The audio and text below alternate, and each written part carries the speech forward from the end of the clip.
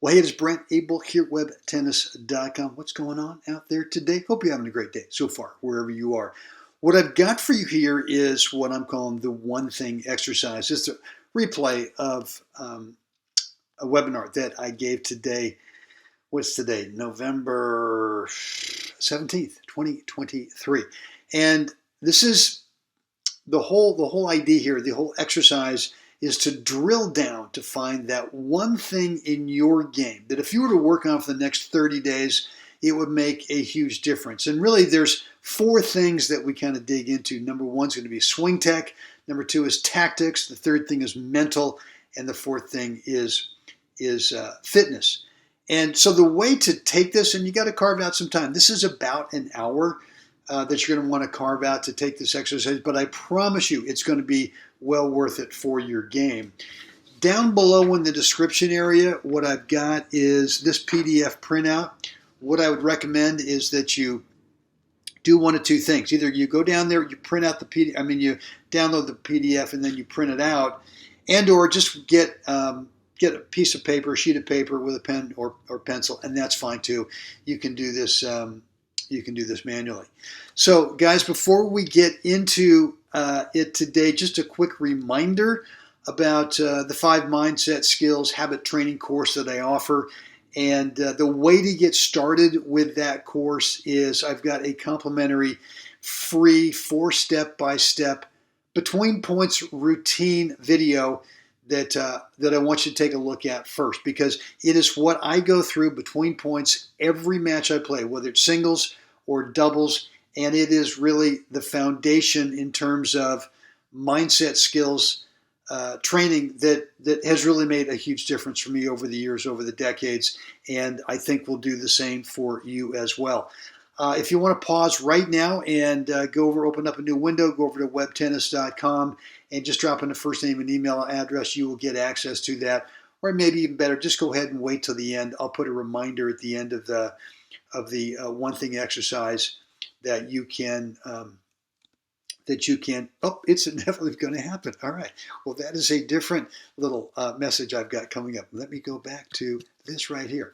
Apologies for that. So anyway, guys, here we go. The one thing exercise replay, and here it is. And yeah, we're going to work on the one thing exercise workshop. I know some of you have done this before. This is an exercise that I do. I like to do it a couple of times a year. I certainly do it at the beginning of the year, and yeah, actually, if I'm going to play a tournament early on in January, I'm actually going to probably do it like now in November and give myself, I've sort of promoted it as 30 days. So 30 days to me is the minimum that we'll go through this exercise. But I like to do it a couple times a year, and I'm always kind of surprised when I do it what the answer is that one specific thing that I need to work on. And so, yeah, it's just a great exercise, and it really gets you thinking much more deeply about your game and not being so influenced about all of the hype out there about what you could be working on, all the shiny objects that are being presented to you. So, all right, so let's do this. If you've not printed this out yet, then what I want you to do is get a piece of paper, and I want you to put 4 columns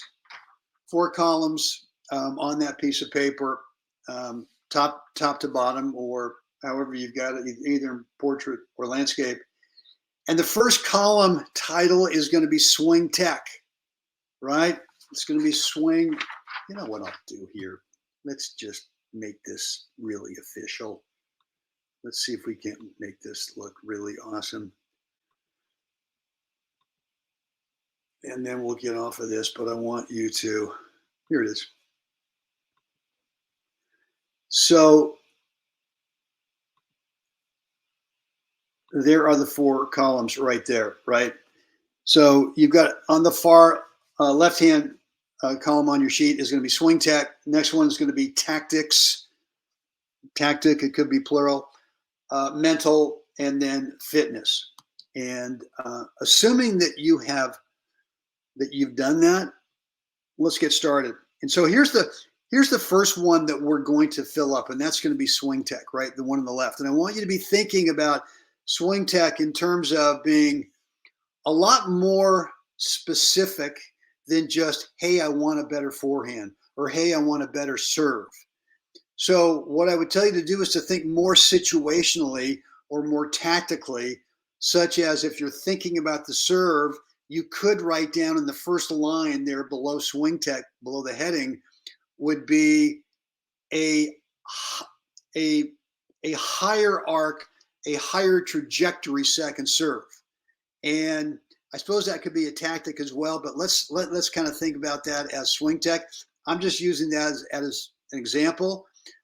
If it's a forehand ground stroke, for example, it could be swing tech. I want to get less spin. I don't want to be so toppy, right? I don't want to have so much topspin that it keeps landing short, right? Volleys. It could be I want to be more consistent on my forehand transitional volley, rather than just saying, hey, I want to be more consistent on my forehand volley. Try to think about the stroke itself in terms of when do you use it? When does it break down for you, right?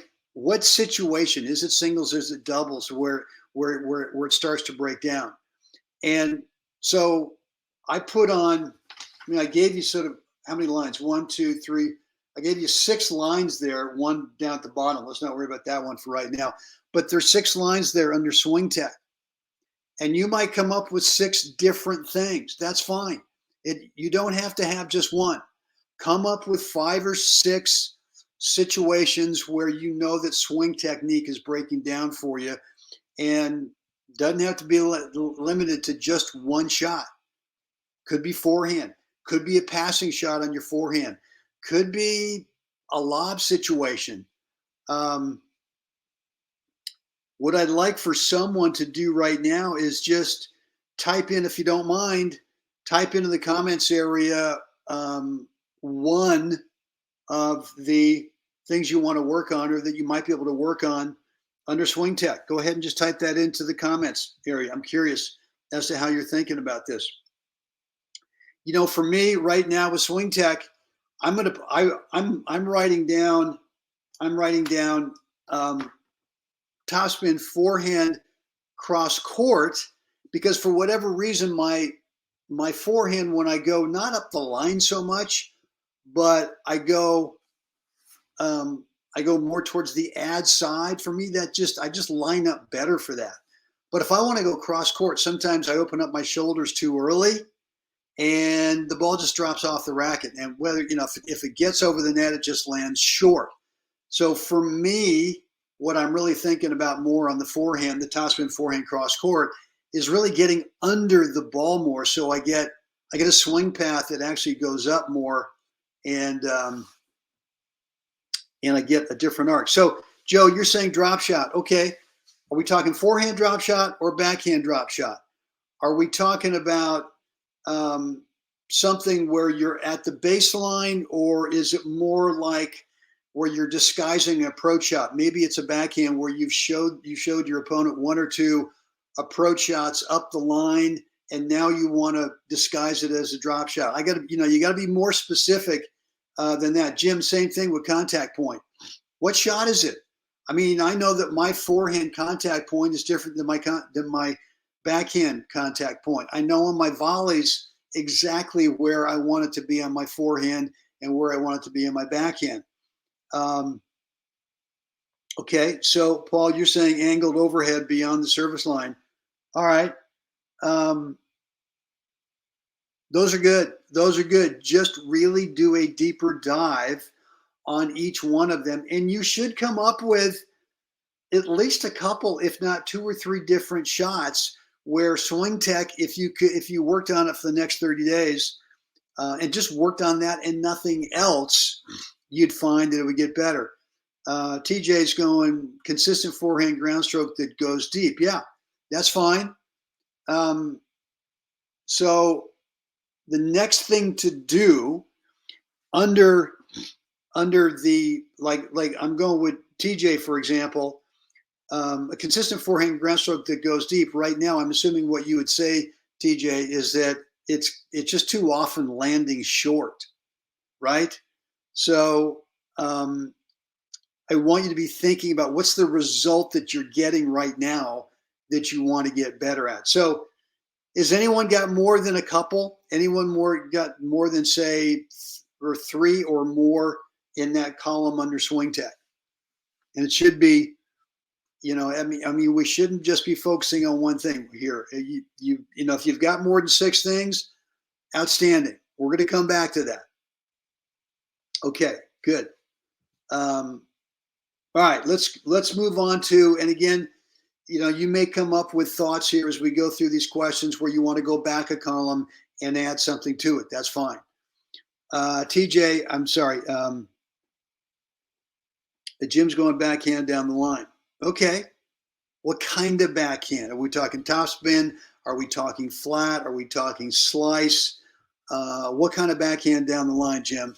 Be thinking about that. Let's really niche it down. Let's be really specific with it. So it's just not generic, because if you want to go out for 30 days and work on something generically, there's just too much to think about. All the different potential types of shots, let's say with a backhand down the line, there's just too many things to work on. So, all right, tactic or tactics, plural.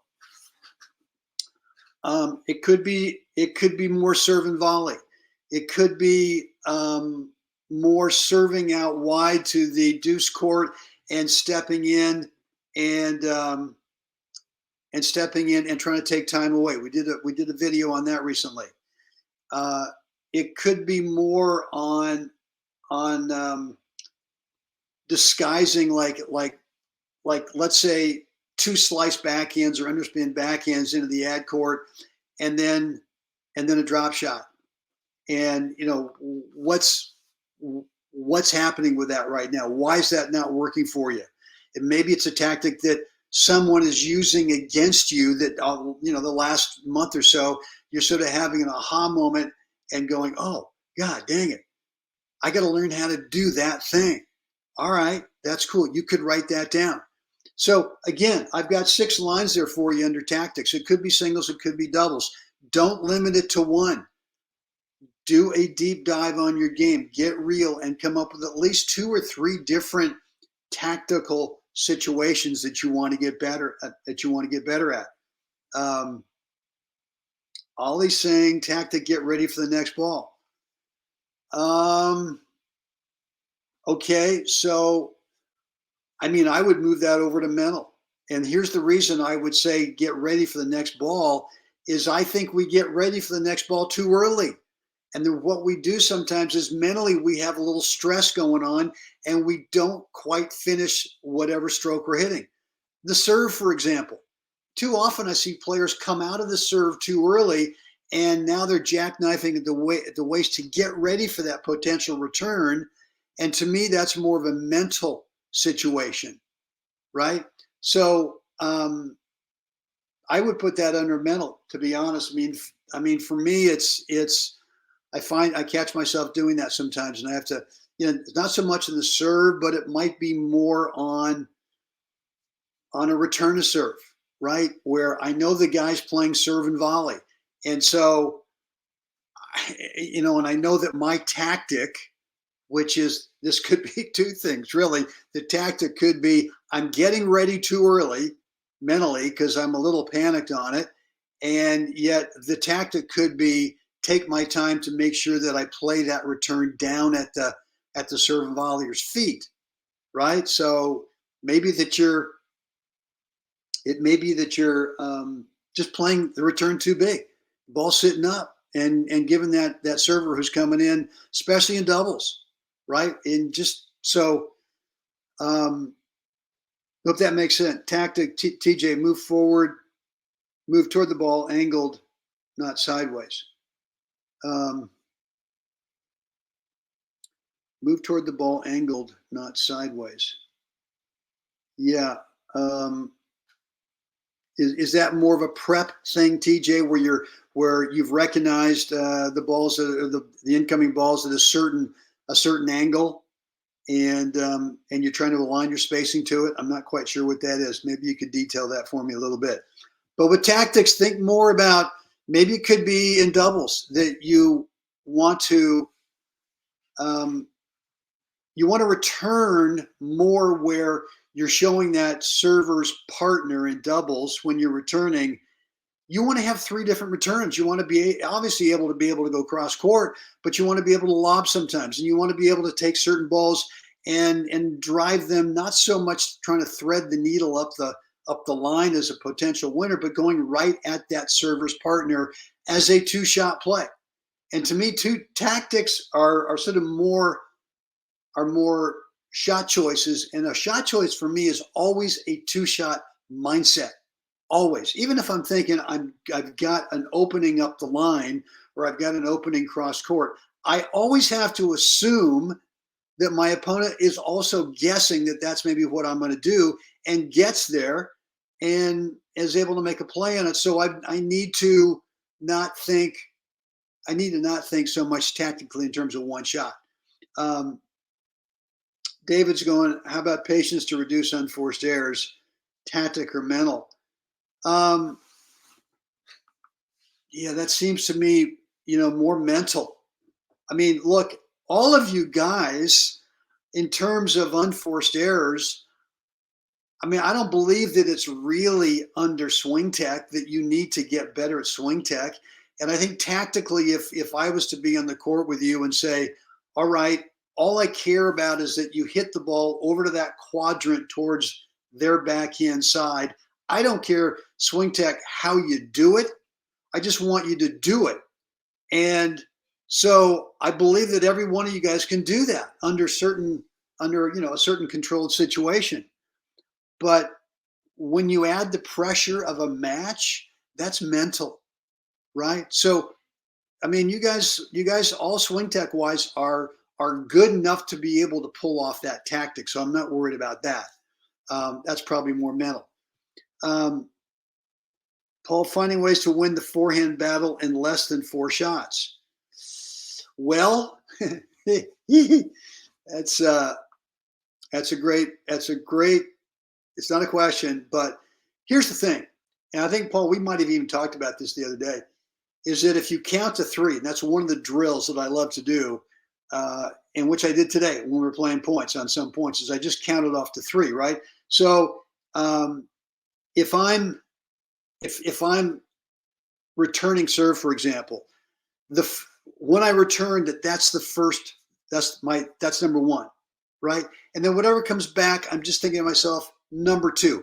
I've got a shot choice. I'm going up the middle. I'm going over to, whatever quadrant in the court over there. That's shot number 2. And then if we get to my 3rd shot, which would be a total of, now the serve is 1, the return is 2, the server shot and the next one is 3. My 2nd one is the 4th, right? His comes back. So if we get to 6, the chances are whoever gets to 6 first is probably going to win that point. So probably not a great description of what I'm trying to get at. But the reality is with Craig O'Shaughnessy, who studied this stuff, has done all the data, says that if you win the 4 shots or less category in a match, which for me, I've done the study on my matches, and in singles, it's like 71% of the points played are 4 shots or less, a serve, a return, server 2nd shot, and the returner 2nd shot. I'm telling you, if you win that category, you win the match. So what I would tell you, Paul, is that you don't need to win it in less than 4 shots. You just don't need to. And so an unforced error or an error of forcing error is probably going to happen within those 4 shots. You don't want to be the one that thinks I've got to amp up the pressure here, because you may not have an incoming ball that allows you to do that. And I think one of the big mistakes that players make is their perception of what they think they need to do to hurt their opponent with a shot is way, way bigger than reality. And I've really discovered that over the years. And when I worked with Jeff Jacklich and I had gold ball hunting there for a year, we did 365 episodes, one a day for a year. And one of the common things that he kept promoting was let him touch the ball. You don't have to consistently win points, win games, win sets, win matches because you're hitting winners. Trying to fill up the winner column is just the biggest recipe for losing a match. So I hope that makes sense. What I would tell you, Paul, is that unless you get a fat sitter that's sitting pretty short and you can go for a corner, or maybe you can go for a disguised corner and play a drop shot, whatever it is, make it a two-shot mindset, because you can't stop that opponent from guessing where you're going. And if you try to say, even if he guesses, I'm going to not let him touch the ball, recipe for an unforced error right there. So hope that makes sense. So tactics, let's think more about patterns, shot patterns. For me, this is ironic we're talking about it, because next week Craig O'Shaughnessy is hosting on Tuesday, the 21st of November, 1 o'clock Central, and I'm going to send you an email about this. He's hosting what he calls the backhand cage. It's a webinar, and he's done. This will be his 35th webinar. They're fantastic. He and I are going to co-host one coming up here shortly. But the backhand cage is just that you're consistently. This is a tactic, and if you look at some of my points, that's all I'm doing. I'm just working assuming it's a right-handed player. I'm right-handed. I'm just working the ball over to that ad side quadrant with an underspin drive backhand.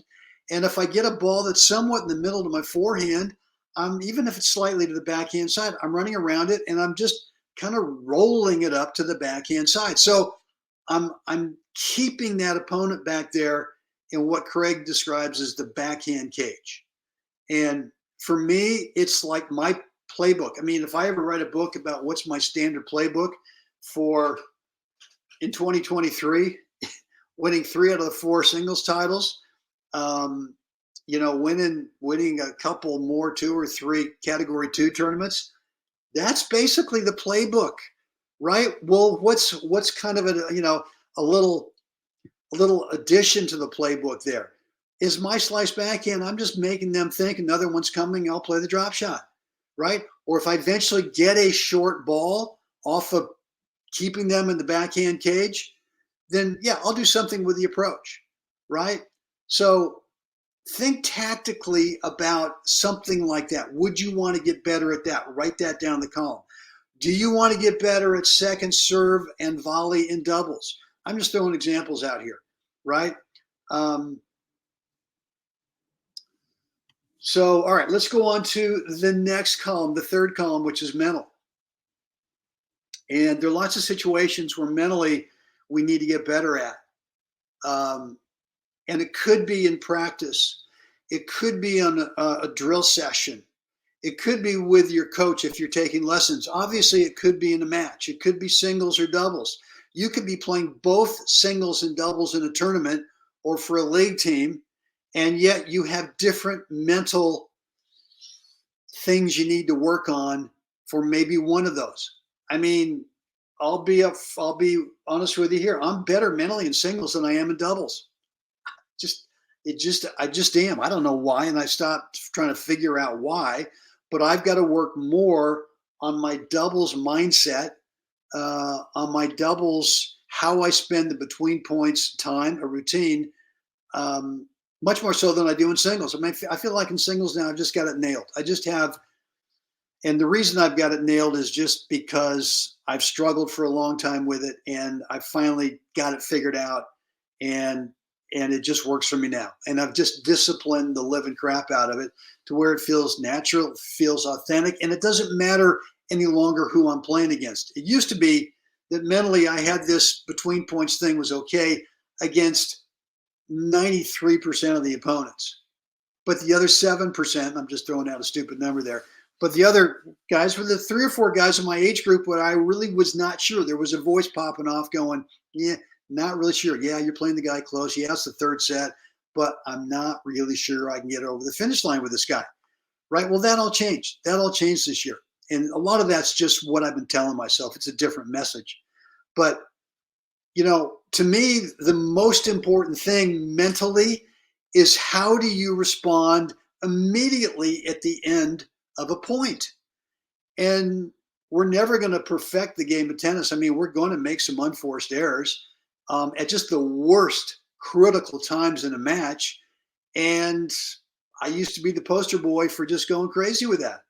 So write down under mental, what are the situations in matches that you know that you've got to get better at, and make it specific to singles and or doubles. Don't be saying I got to get mentally tougher. That's just a huge thing. Be more specific about when that happens in a match. Maybe it's before a match. Maybe you've already gone out to the match thinking I can't beat this guy, and lots of times when you play a really top player in your age group, the reality is you're probably not going to beat that guy, but that's not the mindset you want to take. And just because you have a real positive mindset that, hey, today's the day, today's my day, and even if it doesn't work out, doesn't mean that you failed, because you've set yourself up for a real positive day. It just gives you a better chance to play at a higher level on that day. It gives you a better chance to make that better player have to work harder, right? And you never know. I mean, you guys know what happened to me in the Worlds right here with the doubles, So, all right, Jim is going partner support in doubles, meaning that could mean that you need to be more supportive.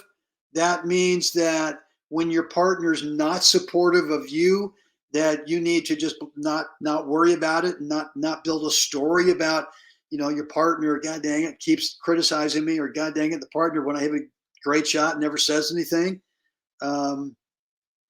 So I'm gonna take it from both sides. Like, partner support and doubles. Okay. Yeah, how do you do that? How do you do that without coaching them? And so here's an example. When I've got a doubles partner, it's a critical point, and they're serving, and maybe we've been signaling, or maybe we've been, chatting before points about, where he's going to serve and whether I'm going to fake poach or poach. And it gets to a big point, right? It gets to, like, let's say it's 4-all in the third, and he's serving at 40-30. And he comes to me, he says, well, where should I serve this? What's our best tactic right now? And I say, well, my response is, well, first of all, what do you feel right now is your best serve? And so for me, what I find when I say that is they might come up with a tactic, which would be, well, I feel that if I serve down the tee, that, man, I feel really good about that right now. Not that he's going to hit an ace or anything like that, but that they just feel really confident that they can get it there and they can spot it there, and it's going to be a high quality first serve. Yeah, probably coming back because at 4-all in the third, you're playing against a good team, right? So I try to pump them up more about what do they feel best right now at this moment. And, if they go, God, I'm just not sure, then I'm just go, well, shoot, it doesn't matter to me. I'll tell you what, I'll throw in a big fake and just try to distract the return. You just go ahead. If you want to throw it in the middle box, that's great, right?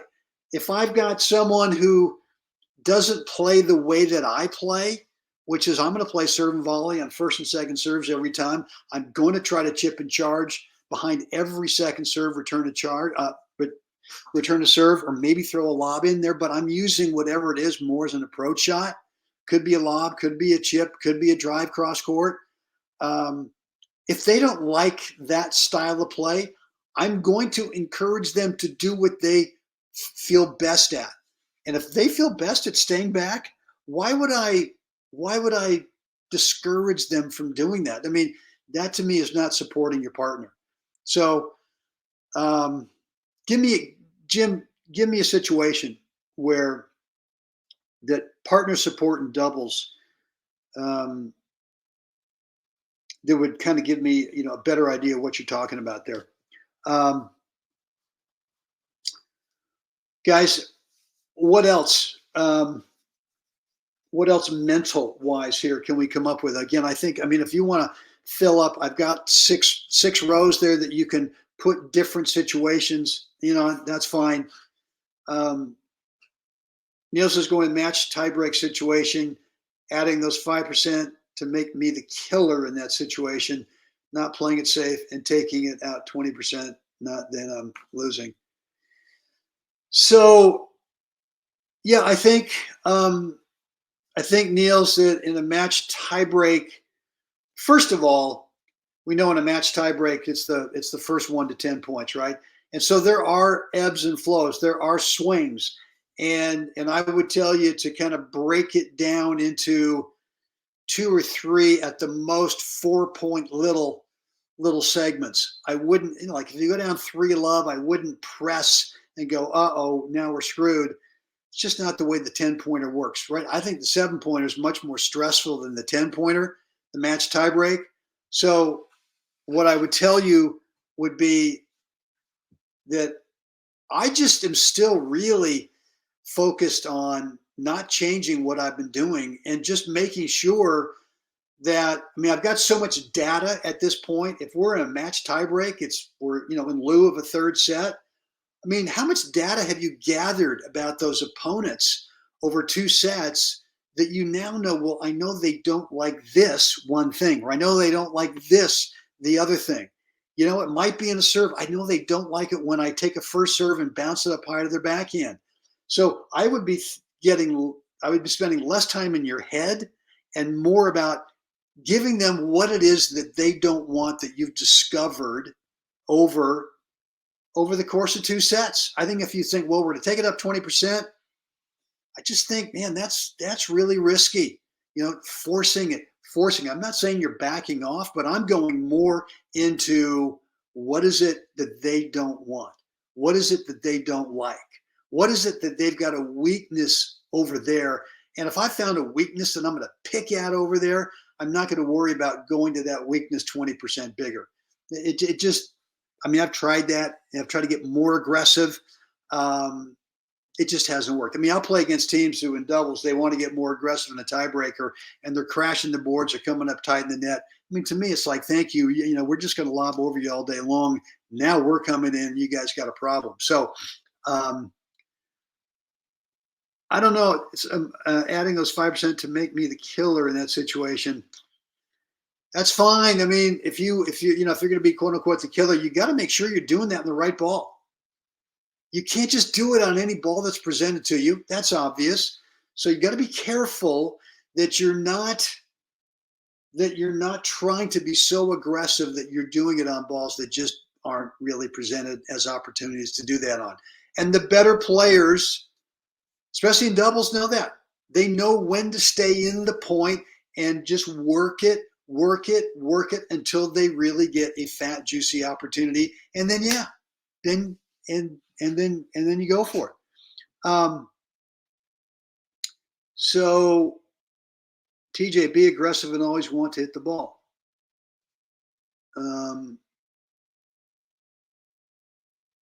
Okay, that's fine. I mean, one thing I think mentally you want to be saying to yourself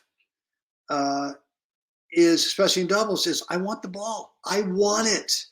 I mean, I used to play a lot of baseball, played a lot of third base, right? And one of my coaches would always kind of get in my ear and say, and kind of create this visual, this situation. All right, man, bases are loaded. It's the bottom of the ninth, right? They got their big hitter up, and whatever. And he would say, you want the ball. You want the ball to come to you. Don't ever think, oh my God, I hope that my pitcher strikes him out, or I hope that it doesn't come to me. Same thing in doubles, especially when you're up at their net, or whatever. But you got to make sure you're thinking, God dang it, I want the ball. I want it to come to me. Even if it's a tight situation and maybe you've not been playing up to your best on that day, you've still got to be able to tell your brain, give it to me. I want it. Come on. So if that's what you mean by being aggressive and always want to hit the ball, that's cool. Jim is going, my main partner has trouble with concept of switching. I go right, he doesn't move. Talked about it, doesn't change. Okay, so I don't know. That's something you know about your partner. Maybe you put your partner in a situation where they don't have to switch. I mean, if other than saying, "Well, just stay back," I don't like that. Maybe you've got to find a different partner, Jim. I mean, that's kind of some tough love, but yeah, I mean that happens a lot, right? You get doubles partners who just refuse to do the right thing in certain situations. What are you going to do? You can make a suggestion, and during the point you can say switch. And if they don't, for whatever reason, what are you going to do, man? I mean, it's like you can lead a horse to water but can't make him drink. I don't know. Maybe you got to find a different partner who gets that.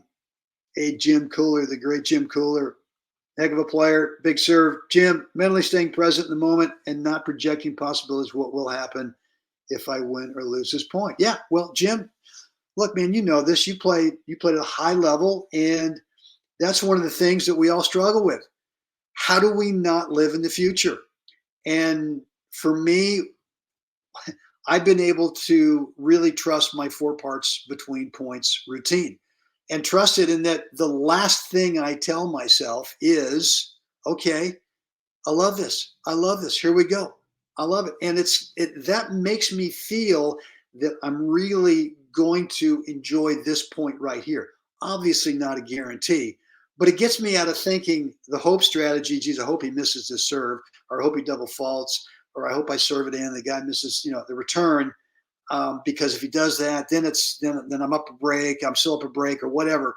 So it's just discipline. It's just it's mindset training, and you got to tell your brain how you want it to think, and you can't just switch it on and off whenever you think you need it.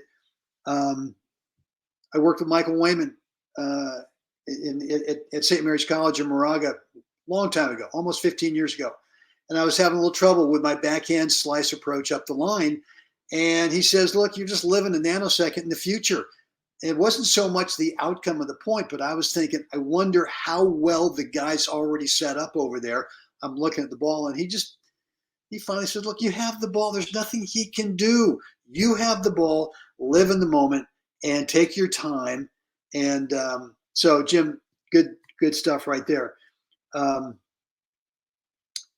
The Big O in Dubs. How do you pump up partner without appearing critical? Yeah. Well, I don't know, man. I mean, it's your tone of voice. It's the way you deliver the message. And if your tone of voice is in a way that sounds kind of criticizing or sounds threatening, then say it in a different way. I like to pump up my partners with this one thing before the point. No matter what's been happening, is, hey, let's both work our asses off on this point. Let's really go. Let's really work right here. And it just whatever the thing is. I mean, yeah, you can say, like, if you say, "Well, come on, let's go." That could make them feel, "Oh, God dang it, all right, well, I'll whatever." So make it more of a team effort. And I would just say, "Hey, let's work right here. Let's both go. Come on."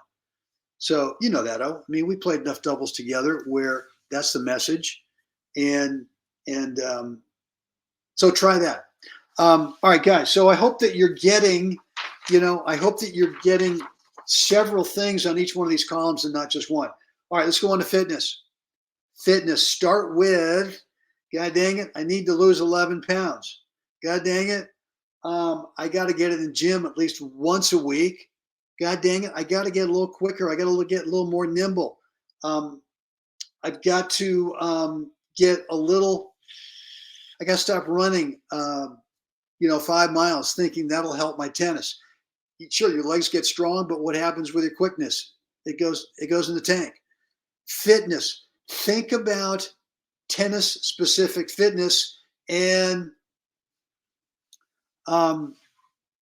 one thing I do that I think is really, really important is that, look, in golf, I know golf's really a tough game, but the ball's sitting there and you get to position yourself, spatial distance away from the ball.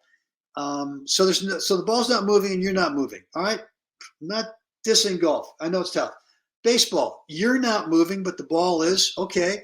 Tennis is unique, right? The ball's moving and we have to move as well. So how you move is super critical. You've got to be able to move in such a way that you visually track a moving ball without it lurching through the line that it's coming to you at, right? And if you've got great movement on the court, then your spacing distance becomes a lot more consistent. That spatial distance away from the point of contact, when you deliver the racket to the ball, becomes more consistent. I do a series of sprints where I start at one fence and I sprint to the other fence. And before I start the sprint, I'm looking at that fence I'm running at, and I found a spot over there. Maybe it's a watermark from whatever. Maybe it's it's the crosshairs of the fence structure. But there's some mark over there that when I start my sprint, all I'm doing is I'm laser beam focused visually on that. And I'm trying to make it stop from doing this. I'm trying to run in such a way that I'm running in smooth enough, my legs are shock absorbing, and that spot over there is barely going up and down. Takes a lot of training. But when you do that, that is tennis specific fitness training. You can be in the gym all day, you can be strong, you can be this, but it may not translate well over to your game. So if that's the case, then you need to figure out what are some things. I mean, write down, maybe you need to, I don't know. Maybe you need more flexible strength. Maybe your serve needs more racket speed because you've developed more flexibility in your shoulders and in your lower back. Maybe you're super strong in the gym, but you've gotten so strong that you've got no flexibility. Maybe you could start up a yoga practice. Maybe you got to start doing some other things. I know this year, last January, I bought that little cable weight machine over at Costco, put it in the gym. And man, it's made a huge difference. I don't go crazy on it. I've got a little routine on it, but it's been the thing that's solved my problem for my lower back. I've had lower back issues forever, not so much in the first few rounds of a tournament, but as I go deeper and deeper into a tournament, my lower back starts to seize up on me. Not all the time. A lot of it's nerves or just stress. So part of that could be mental. I mean, you might put that under both those columns. Hey, mentally, I've got to start to relax more because I'm so stressed out there. I'm so stressed out when I'm playing matches that physically I'm causing some injuries. So Joe is going good miss, but never critical. Good miss, but never critical. If I'm playing doubles and my partner poaches and misses a volley, a put away volley, my message to him is, I love the move. I love the move. Keep going. And dang it, if we lose a point, we are going to lose a point from time to time. That's the way I want to do it. I want to go by us not just pushing a volley back and then we eventually lose the point.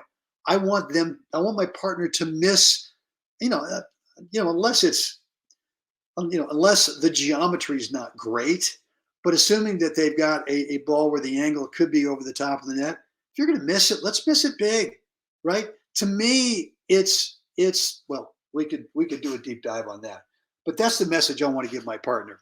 So, all right, guys, look, let's go back now and let's go back and look at swing tech, right? So go under your swing tech column, and I'm hoping you had more than one thing, right?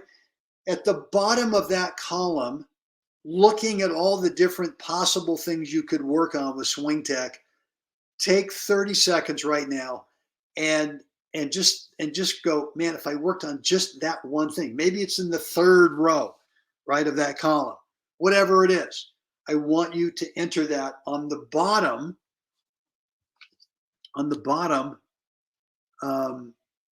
Should be in blue if you typed it out, if you got it colored. But anyway, it's on the very seventh one. What's the one thing under that column that if you had 30 days to work on it, you know that it would make a significant difference in your game? Now go over to column number 2 under tactics, and hopefully you've got more than one thing you listed there. We'll now go down to the bottom and write out what's the one thing under that column. Just one thing. You can't pick any more. Write it down. Now go to the third column, the mental. What do you got for mental? You can only pick one. Write that down at the bottom of that column, and then do the same thing for fitness as well. So at the bottom now, under those columns, you should have one thing. In the bottom, reading across, there should be 4 different things that you could work on for the next 30 days, right? So now this is where we find out what that one thing is. You've got 4 choices there. What's the one thing out of those 4 choices under swing tech, under tactic, mental, and fitness that you know that you're realistic about it? It's not just like kind of a glamour thing. I'm going to go out there. No, you know deep down, God dang it, if I get only half of that solved over the next 30 days, that your game is going to go up. Write that down at the very bottom where you've got those chevrons, kind of those 3 chevrons going in there, the very bottom. And that's the one thing that you're going to work on for the next 30. I'm just throwing 30 out there as a number. Could be 60. Doesn't matter. And I'm curious what that thing is. Go ahead and type it in the comment section. Let me know. Let me know what you came up with that you're going to work on for the next 30 days. Let me get a sip of water here out of my world famous youtube.com web tennis water bottle.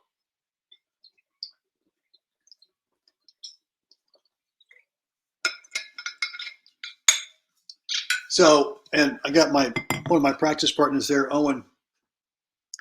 Oh, what are we working on for the next 30 days? Let me know, man. Jim, Joe's under weight loss. Good. Joe, that's a real controllable right there. Obviously takes some discipline in terms of creating a habit, but it's doable. And if you want, shoot me an email. I've got some ideas for you on how to do that. I mean, weight loss sounds easy. Sounds like, okay, we'll just eat less and exercise more, or, don't eat this or don't eat that. Okay. It sounds easy, but you might do it for a day or two, and then it just gets tough. Jim's going to play the ball deep. All right, play the ball deep in what situation? Are we talking singles, Jim? Are we talking doubles? Are we talking to a certain quad? Are we talking a forehand, a backhand? Or are we just talking everything you want to be able to play deep? Because if it's all forehands, if I know that's what you're going to do without any kind of a potential for a drop shot in there, see if you can't niche that down a little bit. Big O, move through the hit with vision. What does that mean? Move through the hit with vision. Is that meaning with your feet?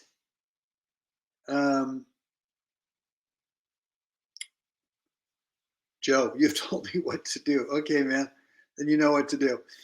Jim Cooler, mental reset between points of 4 steps. Yeah.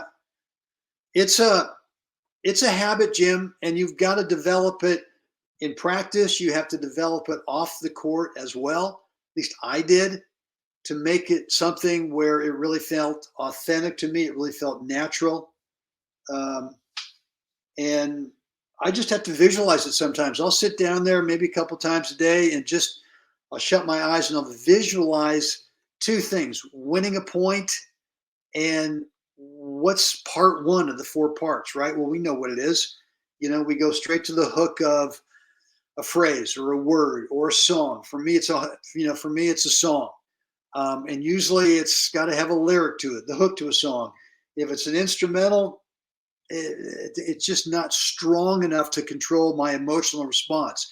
And then I'll go ahead and I'll go through 2, 3, and 4, and then I'll visualize where I lose a point, a big point, right? In the finals, gold ball match, I'm up 5-all, or I'm up 6-5, and serving 40 love. And look, I did that at the indoors this year. I was up 6-3, 5-0, 40 love. No, I take that back. I wasn't, but I was. He was serving at 1-5, 15-40, double match point. And I've visualized that a few times to know that emotionally I don't want to go crazy there, because it feels like, God dang it. And this goes into your thing about not living in the future. It's kind of like, I'm at 15-40. He's serving at 3-6, 1-5. Come on, man, just give me the rest. I used to think that way. Nope. No. Come on, get it, or whatever. But you get to visualize it. And it takes work. It's just not automatic. Niels, don't be too hectic. Finish shot and don't rush to the next position. Good. Yeah. So, Niels, what I would tell you is to go look at Federer. Go look at some slow-mo of Federer hitting a forehand, hitting a backhand. And we know the look he has, right? I call it the look of Fed. I know there's a guy who was not here, but one of the web tennis guys. He calls it the Fed head. And it's where the eyes just stay at contact until he really, really feels the finish of the swing tech and just doesn't rush to get ready. And so for me, that's what I do in my warm-ups every day, whether it's practice or a match. I really artificially exaggerate that look of Fed. I just don't peek, P-E-E-K. I don't look up. And when I do that in a match, especially on big points, especially against the top guys, when I do that, it just works out better. That's trainable. It can become a habit. For me, it's not like riding a bike type of habit. I still have to consciously work on that day to day, but I don't mind. That's fine. I like doing that. Feet and eyes. Okay. Well, then we'll kind of chat about that maybe a little bit tomorrow. David, got to run. Great session. Thanks, Brent. David, same to you. Looking forward to seeing you in Steamboat, hopefully sooner than later. Paul is saying the right time to serve and volley, closing out points. The right time to serve and volley, closing out points. Yeah. I don't know. I think for me, I'm not the type who's going to play baseline, and then when I get down to what I think is a big point at the end of the match, now all of a sudden I'm going to do something totally different and go serve and volley as a surprise tactic. I don't know. It just doesn't work for me like that. I need to have already thrown in some serve and volley during the match, not only to make sure that I'm feeling it on that day. It's not automatic. But then I'm feeling pretty good. Like I'm serving to the body, tying up stroke technique over there in their return, getting in and playing the first volley where I want to, or the first half volley or transitional approach out, whatever it is. But I think as a surprise tactic at the end where you maybe have not done that, I just don't really think it works at that moment, if that's what you're talking about. What I would tell you to do is to work more on serve and volley, and I would do more of constraints. We actually talked about this on the phone call recently about constraints. When you're serving in a practice situation, practice game, and you get to 30, your serving is 30 love, your serving is 30-15, you're serving and now you're down 15-30, now you get to 30 all, right? Or you're down, let's say love 40, you work it to 30-40. You have to only now serve and volley, and you can only go second serve, right? And that's your constraint. And you have to tell that guy. You have to tell him that you can only do a second serve. You don't have to tell him it's serve and volley. you could be serving stay back. But why not use that opportunity to go, let's see how good of a second serve I can hit. Maybe after the ad court, you get a nice high bouncer out there, get it up to that guy's backhand. Come on in, right? Take time away. I mean, what is serve and volley? Really, the definition of serve and volley really is just taking that returner's time away. That's all it is. So I wouldn't be thinking about that it's serve and literally volley. It's serve and take the time away, which means that you come into the court. I mean, you might play a half volley because that's the right shot to play in that situation. Sure, it could be a volley. Could be that it's the type of return where you got to let it sit up first, right? Because it's bouncing so far in front of you, and then play a little approach shot. That's fine too. But it's really the better definition is serve and take time away. Hope that helps.